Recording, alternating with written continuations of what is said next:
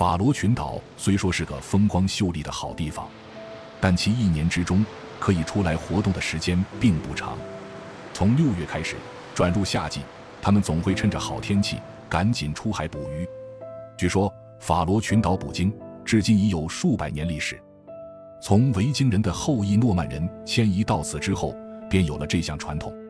在法罗语中，捕鲸活动其意为磨难。当时维京人刚到这里，水土不服，物资匮乏，捕鲸就成了当时获取食物最为直接的方式。与小日子的捕鲸不同，法罗群岛的捕鲸活动并非商业性质，而是一种由社区层面组织的传统活动。在社区里生活的居民均可参与，这也体现了捕鲸深厚的社区底蕴和传统价值。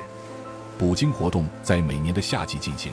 一度被视为岛上居民的传统庆典。每年夏季，近10万头领航鲸会游经法罗群岛海域，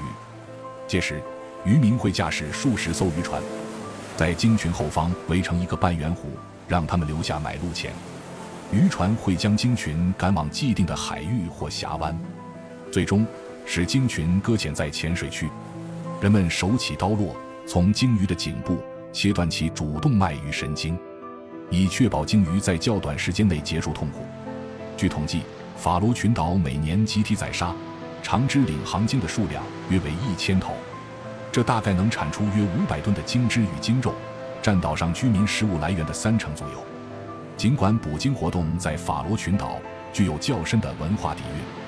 但其在现代社会中仍面临着环保与动物权益组织的非议。法罗群岛的首席医疗官曾建议不再食用领航鲸，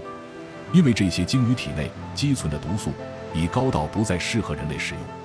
但当地居民仍有超过80%的人依然对此非常痴迷。